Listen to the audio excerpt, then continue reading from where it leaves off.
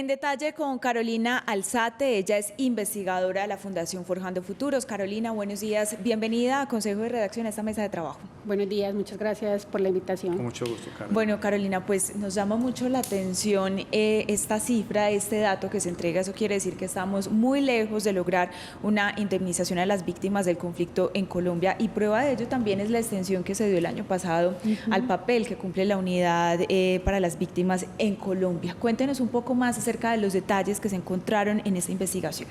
Bueno, buen día, gracias.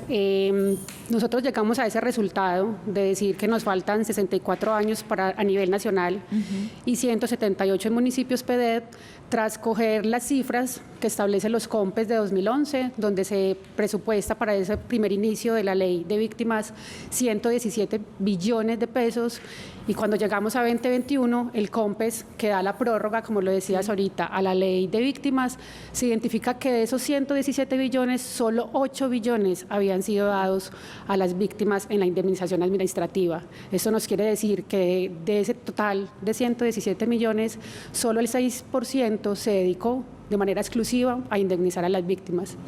Y si hiciéramos esa tendencia que ha tenido la unidad para hacer la reparación, es que quedamos con estos porcentajes de años, ¿cierto? A la fecha solo va el 16% de víctimas indemnizadas a nivel nacional, y si nos vamos a los municipios PEDEP, que el acuerdo de paz los priorizó, vemos que solo han avanzado en el 7% en lo que tiene que ver con la indemnización. Doctora Carolina, me deja usted preocupado porque en una matemática sencilla, si en los COMPES, que es donde se solicita al Gobierno Nacional los recursos, se adjudican 117 billones para estos programas, se indemnizan solo, dice usted, 8 billones. ¿Dónde están los otros 99 billones restantes?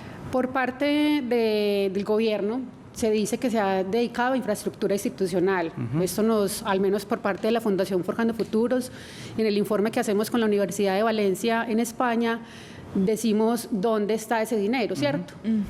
Realmente un sistema de atención a víctimas necesita lo que nosotros reconocemos como burocracia en el país, a diferencia de lo que se le otorga a las víctimas, porque es desfasado lo que se invierte en esa arquitectura institucional que llama el Gobierno Nacional a lo que es la indemnización a las víctimas. O sea, que gastaron 99 billones de pesos en burocracia, ¿o hay corrupción?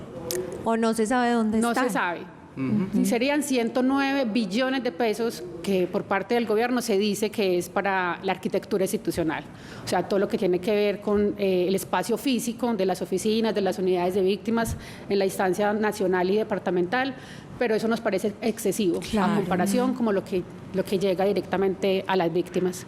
Claro, que se supone las víctimas, abogada, eran el centro de este acuerdo firmado con las FARC. Otro punto sobre el cual ustedes señalan mucha preocupación es el asesinato de líderes, lideresas, personas también desmovilizadas. Ustedes presentan aquí una cifra de 1.200 desde que se firmó ese acuerdo de paz. Pues uno ve eso y también es muy desmoralizante lo que sucede en este sentido. Total, sí. Nosotros recogemos estos datos de la organización Indepaz, que es una organización que ha venido haciendo el rastreo desde la firma del acuerdo. Indepaz también identifica una relación muy estrecha de estos asesinatos a líderes y lideresas en personas que están luchando por la tierra, están luchando por el territorio, incluso por los recursos naturales. Entonces también vemos ahí como una tendencia en la victimización a estas personas, y en lo que tiene que ver con firmantes de paz, hasta la semana pasada teníamos 310 personas que firmaron el acuerdo y han sido asesinados en sus territorios. El tema de estos líderes que reclaman sus tierras, justamente cómo vamos en la restitución de las tierras para las víctimas. En el informe que hicimos, nosotros lo focalizamos en los municipios PEDET, teniendo en cuenta pues que el acuerdo hace una priorización. Los municipios PEDET en el tema de restitución de tierras son los que más presentan, casi como un 52% de las solicitudes hacen parte de estos municipios PEDET, pero por el contrario son los municipios que tienen menos acceso en el proceso de restablecimiento, reconociendo que una cosa es la solicitud que se hace a la unidad, ellos vinculan en el registro de tierras despojadas y luego pasa a los jueces y magistrados de restitución de tierras. Cuando hacemos el balance de lo que entra a la unidad y de lo que salen sentencias de jueces y magistrados, solo se han dado 4.000 sentencias en los municipios PEDET. Eso nos da un avance si dijéramos que ese avance de 6,7% en devolver las tierras a estas O sea, víctimas. ¿cuántas entran? ¿Cuántas entran? Salen aproximadamente Entran 680.000 y salen 4.000. Y sale 4.000. Bueno, 6 de la mañana, 37 minutos. Vamos a mirar precisamente lo que han dicho los televidentes. Carolina, mire, doctora, lo que le estamos preguntando a nuestros televidentes. ¿Cree usted, a propósito del acuerdo de paz, cree que el proceso ha cumplido a las víctimas en reparación y tierras? Mire, ahí está. En Twitter, Juan, nos dice que sí el 4,8% y dice que no ha cumplido ese proceso a las víctimas en reparación y tierras el 95,2%. Revisemos ahora Facebook. 16% dice que sí, 84% se va por el no. Y en Instagram, miren, sí el 12% y no el 88%. Estamos viendo que en todas las redes la mayoría de personas que participan han dicho que no creen que se ha cumplido. ¿Qué se recomienda por parte de ustedes que han sido unos batalladores, que han estado al lado de las víctimas, que han estado siempre en representación y denunciando lo que esto ha pasado? ¿Qué recomendarle al nuevo gobierno? Porque llega un nuevo gobierno, acabamos de elegir representantes a la Cámara, congresistas. ¿Qué contarles de esta situación y qué esperar y tocarle la puerta a los candidatos presidenciales para que se cumplan estos acuerdos? Bueno, de entrada, confluye el informe con toda esta época electoral. Necesitamos un gobernante que sea pro acuerdo de paz, porque efectivamente la implementación del acuerdo nos facilita poder llegar a los territorios más apartados de nuestra Colombia, reparar, indemnizar. Entonces, en esta medida necesitamos que se implemente el acuerdo, que no se asesine a los líderes y lideresas, que no se asesine a las personas que han firmado y se han comprometido con la paz.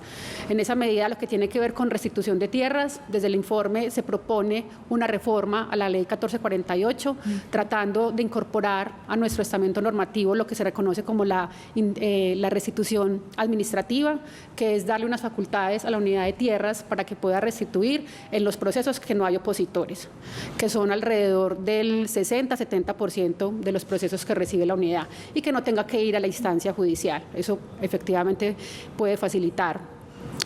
Efectivamente, que se prioricen los municipios PDEM es un mandato que da el acuerdo de paz para estos municipios, reconociendo el grado de victimización que han sufrido estos territorios, y en esa medida es urgente que se tomen medidas para priorizar esos municipios, no solo en lo que tiene que ver con reparación, sino en ese punto 1 del acuerdo de paz que nos habla de la reforma rural integral y que tiene que ver con todo ese sector campesino de nuestro Estado. Y en esa medida también apuntamos a que deben existir mejores medidas de protección a líderes y lideresas firmantes de paz, que permita que puedan tener una vida integral sin ese riesgo que están asumiendo en este momento. Abogada, ¿hay algún organismo internacional que pueda hacerle seguimiento a estos procesos y a esta respuesta de parte del Estado a las víctimas? Dentro del mandato del acuerdo existe el Instituto Kroc. Él hace un seguimiento de acuerdo a los indicadores del Plan Marco de Implementación que reconocemos como PMI.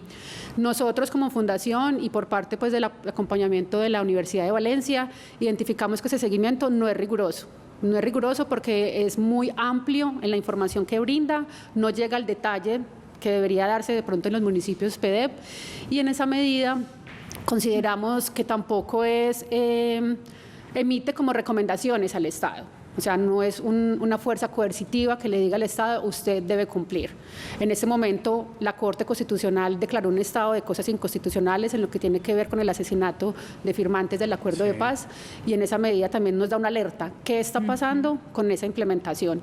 Y para finalizar un poco, dentro del informe también se presentó una acción judicial de índole internacional, lo que conocemos como litigio estratégico, ante el Comité de la CEDAW, que es el Comité para la Eliminación de la Discriminación contra la Mujer, y presentamos la denuncia. Iniciamos con 6 mujeres, una de ellas fallece en ese proceso de denuncia, entonces quedó finalmente con 5 mujeres,